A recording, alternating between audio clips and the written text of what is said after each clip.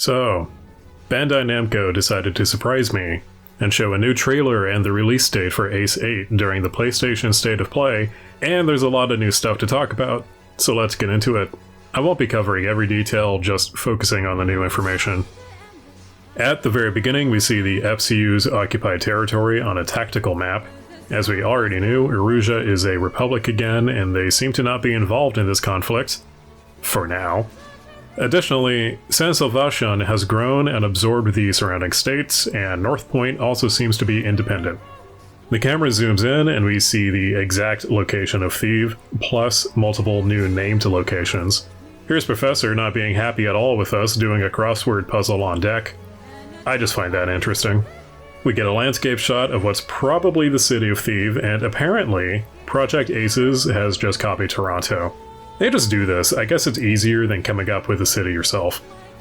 We've got our first close-up of Kate Evans, aka Little B, so you can see on the helmet, who leads the other squadron on the Endurance, Queen Flight. Also, there seems to be a deck of cards theme going on with the squadrons on the Endurance. And then the land battleship appears. We don't know much about this right now, besides the fact that it's cool and has real guns.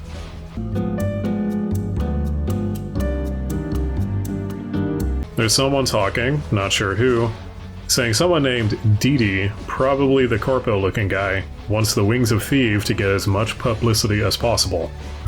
Didi wants the legendary savior to get as much publicity as possible. The more exposure, the better. Who is this person talking? No clue. Amid a flurry of cuts between scenes, this one of the Ready Room caught my eye.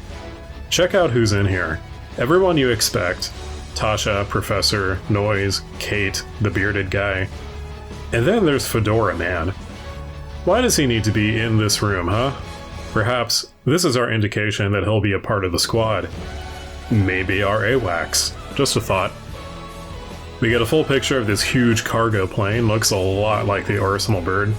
Right before it explodes, whatever cargo it's carrying falls out. No clue what it might be.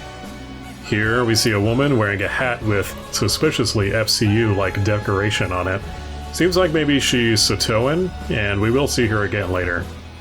Also, surprise, Princess Rosa Cassette Delise is returning. There's no indication what her role is going to be, though keep in mind that since Erusia is a republic again, she likely has no political power. And yes, I know she formed a provisional government at the end of 7 at the base of the space elevator. We'll get to that. This suspiciously space colony-shaped thing in orbit isn't explained, but if I had to guess, it's an orbital gun. We'll be seeing some evidence for this later. Whoa, Tom Cruise jump scare. Well, it's probably Jank Cope, the original Wings of Thieves, but we don't really get confirmation for sure of who he is.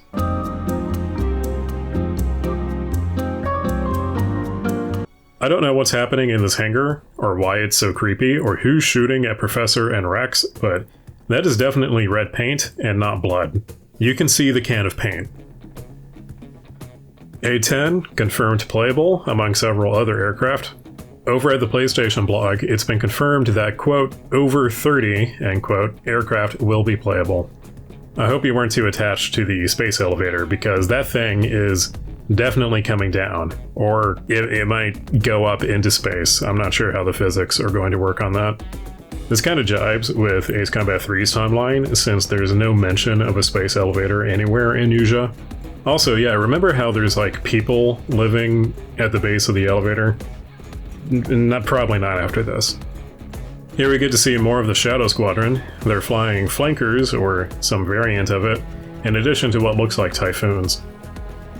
We get a close-up of one of the Shadows. Maybe this is Ares, maybe not. The colors of the flight suit and that Sukhoi teal cockpit give it away. There's that girl again, this time without the hat, as she's being confronted by a wheelchair woman and this very sus-looking Satoan officer. Immediately after, we see wheelchair woman without the hat and sunglasses. She's probably inside Hat Girl's house for whatever reason.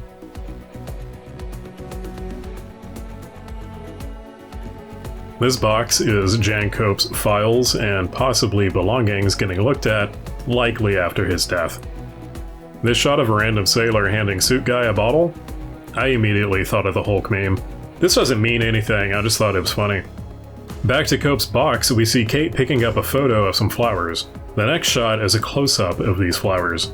Now, I'm no botanist, but these flowers look like Anemone coronaria, best as I can tell. To quote Wikipedia on this species, Anemone coronaria, the poppy anemone, Spanish marigold, or windflower, is a species of flowering plant in the buttercup family Ranunculaceae, native to the Mediterranean region. End quote. While poppies in general are associated with the Great War and those who die in combat, this particular species has some connotations with both Palestine and Israel. Maybe this has something to do with Sotoa's culture, since they seem to be vaguely Middle Eastern, but it's unclear.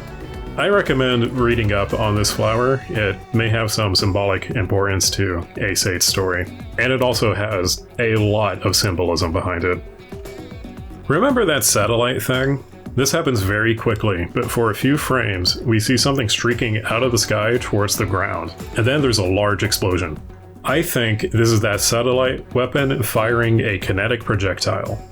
It's a Rod from God weapon, or you could call it Solg 2.0.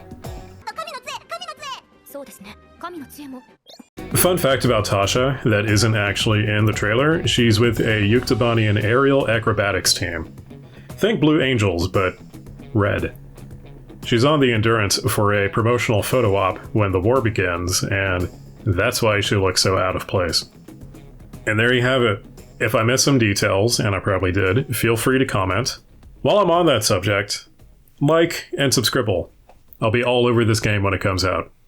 If you're interested, you can catch me streaming on this channel and on Twitch, Monday, Tuesday, and Thursday, usually about 6 p.m. Central. Very soon, I'm going to be doing a playthrough of Ace Combat 7. So if that's something you want to see, come check it out. Alright, thanks for watching, and I'll see y'all in the skies very soon, Aces.